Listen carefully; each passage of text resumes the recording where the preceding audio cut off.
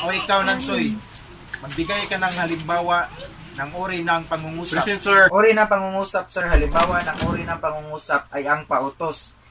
Ito ay pangungusap na nag-uutos at Lansoy, papaliton daw kag bugas ni mama. Patos merkado kay wala na siya malungag. ulo. May klase in taon ko eh. Kamu nalay adto paita. Bahala ka diyo, uy, igor ko gisugo. Excuse me, Nansoy. Kinsa man na imong kaistorya diha? Tubaga sa ato akong pangutana. Ay hala. Sorry sir. Mubalin lang ko pisto sir aron di mag-ari-ari akong igsuon. Samo kaayo 15 mi kabuk anak niya. Ako jud ilang nasulasulon papalit og bugas. A few moments later.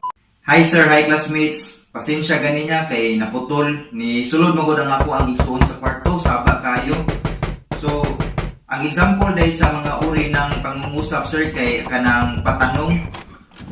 Aha ko na ni. Bugdi nga man natin sa kwarto mo gamit din ni. Karon nga ani ko mag-online class. Samuk-samukon ko ninyo. Ganong anak sa ka mag-online class. Baling kagaling lugar kaya kasilyas man eh. 1 hour later. Syarog maghukod pa ko ninyo nga ni. Samo kay musulod sa balay. Ay sir, ako dahing tiwasan ako ang tubag ganina sir. So, ang usa pa ka example sa uri ng pangungusap sir kay ang padamdam. Nagsasaad ng matinding damdamin. Nagtatapos ito sa muka sa nining mga iro nga niyo eh.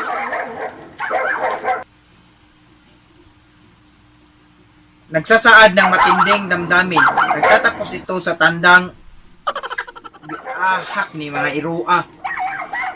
Che! Che! Che! Ano mga irua mo saba ang gusto na nak? Che! Che! 2 hours later. Hello sir. Sorry kayo sir. Naputol akong istorya ganihan. Ibalin ko glaim pisto sir. Kaya daghan kay iro. So halimbawa ng padamdam sir kay hala, tumawag kayo ng manok na sad. Ba ni mga manuka nga ni tugtugaok pang ihawon ta mo ron. Kamong mga manuka mo sa baa sa ning mga kamanghurang tapa eh. Yung mga manuka ni pang ihawon ko ni ron. 5 hours later. Syarog. Napay mo saba nga hingan na ako sa babuyan. Pasensya sir. So, lain pa nga example na uri ng pag-usap sir kay ang patanong. Agoy ni mga babuyan ni. Yan ako namang pagsagit be.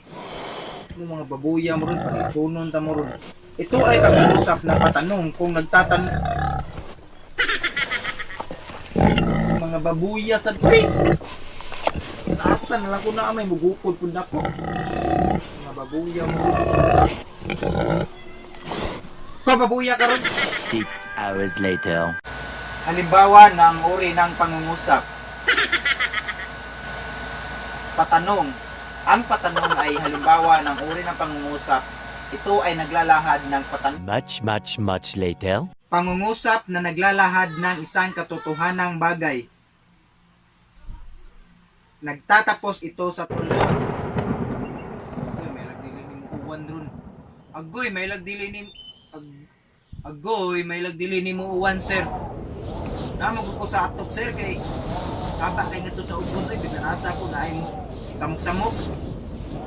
May lagdili lagi na uwan na giron na. Ilat na ba?